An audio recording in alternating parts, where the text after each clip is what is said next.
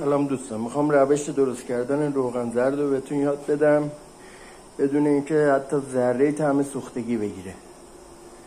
اول کره گاوی رو به این صورت ریز میکنیم، میریزیم توی قابلمه و با شعله ملایم، نه نسبتا زیاد نه نسبتا کم،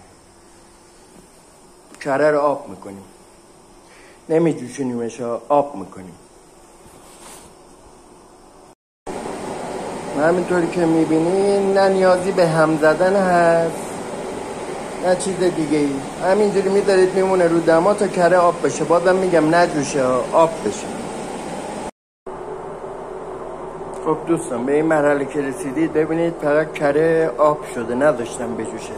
یه ظرف برمی دارید، یه ظرف مثل اون یا مثل این سطل، 2/3 پر آب میکنید، بعد 1/3 روغن میریزید. ببینید 1/3 حجم اون ظرف رو روغن میریزید توش.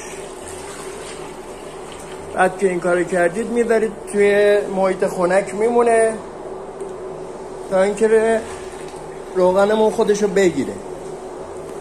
بعد از اینکه صفر شد روغن کرمون میاد رو، آتش خالاش میره زیر، با آب قاطی میشه. بعد که روغن رو برداشتیم میریزین توی یه قابلمه، دوباره دما میدین تا روغنمون صاف شه و آماده استفاده.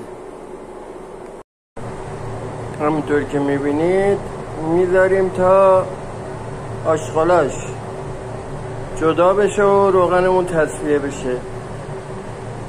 هم نیازی نیست بخوره، همینجوری بمونه کافیه. فقط شعله‌اش ملایم باید باشه، هرچی ملایم تر بهتر. همینطور که میبینین وقتی روغن از روش برداشتم زیرش فقط دوغ مونده، همون آشغال روغنه که گرفته شده. اینا دیگه باید بریزید دور. خب دوستان، وقتی به این مرحله از کار رسیدیم که روغنمون حساب خودشو گرفت، اینو از آب جدا میکنیم.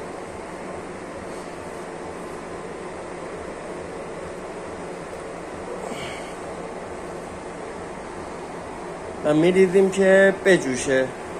موقع جوشیدن هم نیازی نیست اصلا هم بزنیم. خب دوستان، اصلا همین الان به رنگ روغن نگاه کنید، مشخصه که چقدر با روغنای تو بازار فرق داره و روشن‌تر و خوش رنگ‌تره.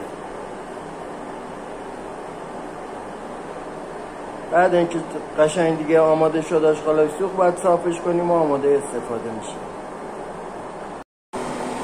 همونطور که میبینید روغنمون جوش اومده و دیگه کم کم در حال آماده شدن، آشغالش کامل داره جدا میشه.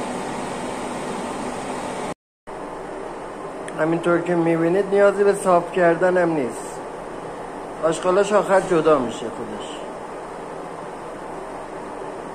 فقط کافیه بذارید که به اون دمای تصفیه شدن برسید.